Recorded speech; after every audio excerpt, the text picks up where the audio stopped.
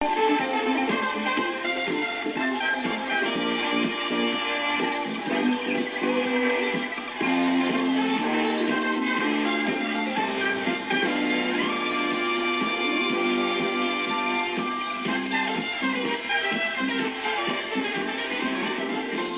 would an international event be without a parade and a brass band to take them through the local town? Carrick-on-Shannon is the site for the World Cup for international canoe stars from 9 countries. From Canada and the United States on their first visit to Europe. Australia sent a team as well. Germany and Holland too. Denmark as well, with Nielsen and Koch expected to do well in the men's K2. There's a single competitor from Portugal as well, one of the newer countries in the sport. But from Germany, watch for Dorte Ray in the women's K1.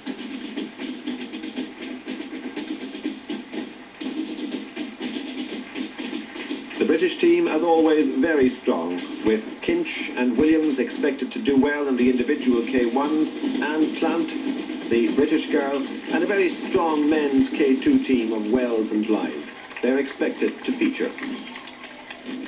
Traditionally, the host country is last in the parade. There's Jock Kelly, one of the Irish team managers, just going through, and high hopes for an Irish medal on home territory. The parade through Carrick-on-Shannon to the opening ceremony on the banks of the river, and the start the following day at Lough Key National Forest Park. One of Ireland's beauty spots, but even beauty spots have their foggy days. Slowly, lads, now. This is where the marathon begins. Slow. A marathon course that takes them from Boyle down through Vickerstown, Coot Hall, Carrick-on-Shannon, Jamestown, Albert Lough, where they turn again to come back to finish at Carrick-on-Shannon. Ready, go! With me is Mark Clinton, who was an Irish team manager.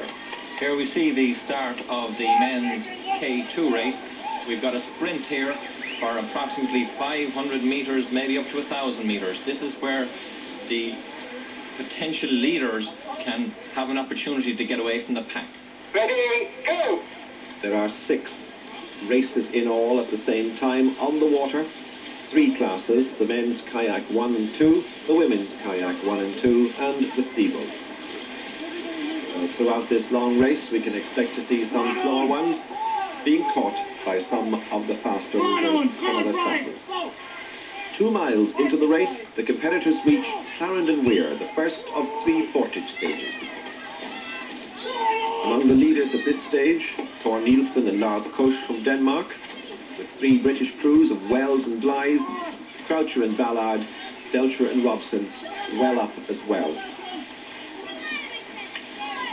While the K2s take off on stage 2, the fast K1s begin to arrive as well. This is Jorgensen of Denmark to the fore, and an Irishman, Ian McLean from Cork.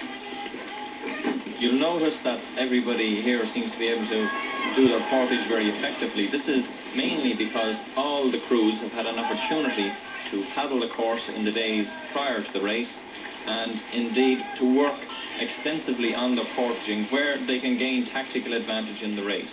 Even with practice, of course, a day can still fall in. The water in the River Shannon, Mark, is it suitable for an event like this? How does the Shannon compare with other venues?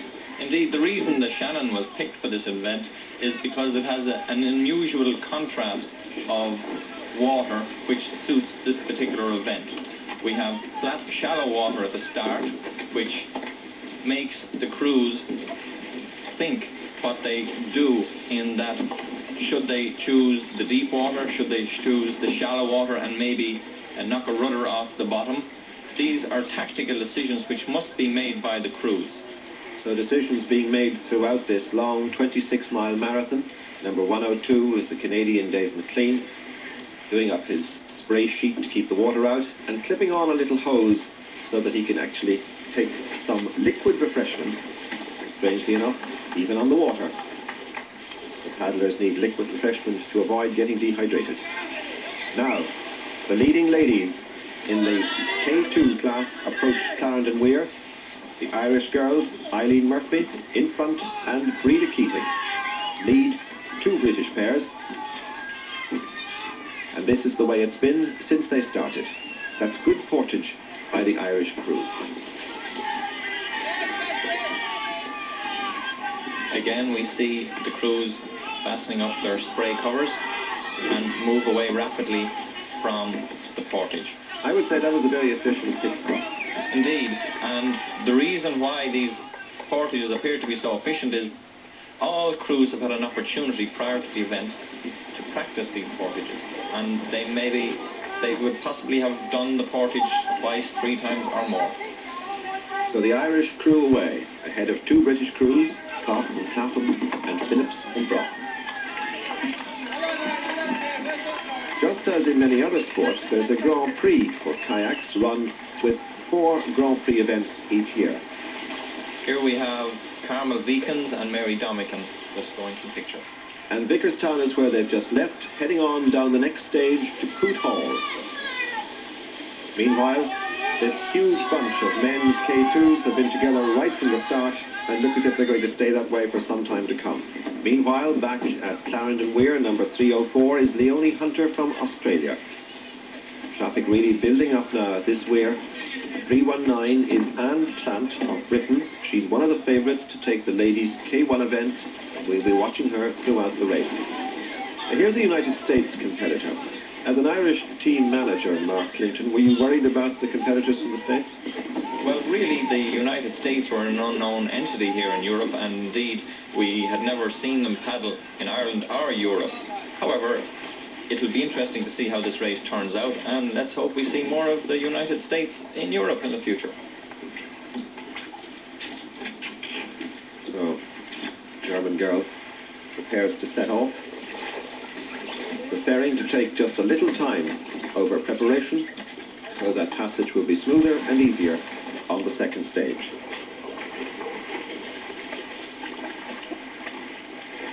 Slow pair of K2s goes through as the men's C1 class come into view. This is the class where the paddlers may sit or kneel. And the first 3 here, 2 British paddlers, Robin Williams and Steve Smith, along with Anders Sorensen of Denmark, preparing to kneel. Spudane. But here, Jim Lindsay of Canada prepares to sit. Now, the North Americans usually sit as they tend to do more long-distance races. The kneelers, they say, are faster but less comfortable. Meanwhile, a couple of back markers in the men's 2 class have lost touch with the leading bunch.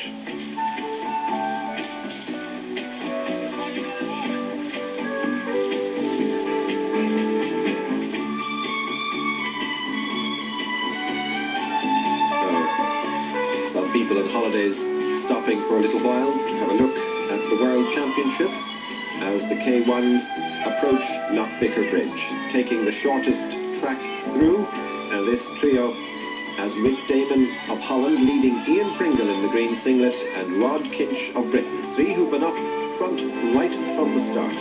Ian Pringle, Mark, is well known in Irish canoeing circles. Yes, indeed. Ian's better known for his sprinting ability, having competed in 3 Olympics. He's a specialist in 1,000-metre sprint, so a race of this length, 26 miles, is indeed a change for him. Meanwhile, under Knockvicker Bridge come the trio of lady K2 crews who've been together right from the start. The 2 British crews, Clough and Clapham, and Phillips and Brock, lead the Irish boat with Eileen Murphy and Rita Keating. Breda is the wife of Mick Keating, who is paddling in the K2 race. And behind this leading trio of ladies K2 crews comes the men's C2s, just under Knockvicker Bridge. Rokstad and Anderson of Denmark lead the Train brothers, Steve and Andy, from Britain. A lot of coordination there, Mark. Indeed, it's even more difficult than ordinary kayak K2 paddling when you're kneeling K2 in a seaboat. As you can see, both of them must balance the boat and coordinate their strokes at the same time, and because of the higher point of balance, it's more difficult. Knockvicker Bridge once more, just passed for the ladies K1 class. Dortore from Germany leads Anne Plant, top of your picture, from Britain, and Leonie Hunter in the yellow singlet from Australia. This trio have been jousting for first place right from the start. And this interested spectator may not know that Dorter won the event in 82 and 83. And here is Sheila O'Byrne from Ireland, who won a bronze medal in Copenhagen in the K2 class in 1983, competing in the K1 class in this event. There's the route. Next stop, Carrick and Shannon. And this is the 10-mile mark, and it's amazing to see them so bunched, just as they've been all the way so far. A tremendous performance this by the Irish crew of Watkins and Keating to lead the pack at this stage. In fact, all three Irish crews are up in the leading bunch. The British, the Australians, the Danes, the Dutch and the Germans there as well. Indeed, we've got 15 crews in this bunch, and all the crews are wash-hanging each other for advantage. This is something similar to cyclists sitting in each other's slipstream to gain advantage in that they're not expending unnecessary energy.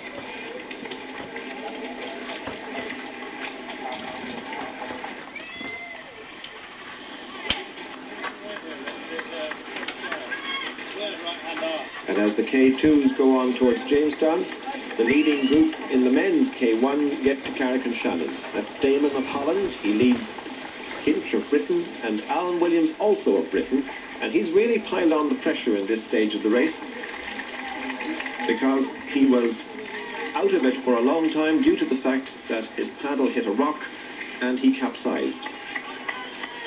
Here we have Martin Burke of Ireland and Ian Pringle. Martin performing excellently so far in this race, and Ian hanging in there very well on the wash.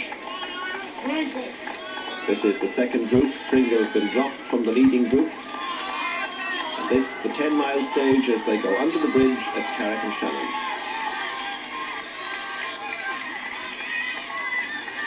Meanwhile, some of the quicker traffic beginning to catch them. Wolfgang Grothaus and Wolfgang Kahl from Germany leading this bunch through. Ian McLean sitting comfortably on the wash, conserving energy, ready to make a break when the time comes.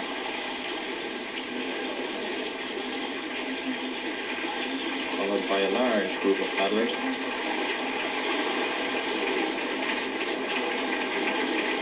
Here we see Ian making a burn now to get up on the next wash. A burn is a sprint. And lots of support as enthusiasm for this race grows. And look once more at this marvellous trio of ladies K2 paddlers. The Irish girls on the right at the 10-mile stage. They're still together. The tactics at this stage is to make your opponents do most of the work. Here you can see one of the British crews taking up the lead. At this stage, Rock, it must certainly be in the British girls' favour. There's two crews to one Irish crew, so they must be working for each other. Indeed, the British crews are working very, very well together. However, if the Irish crew stick in there, stay on the wash, make them do the work, and only move when the Irish crew are ready to move, this is the way to win the race. So the C2 class then, with the Danes of Rungstedt and Anderson ahead of the Train brothers from Britain. Here we see Carmel Beacon and Mary Domican on their own.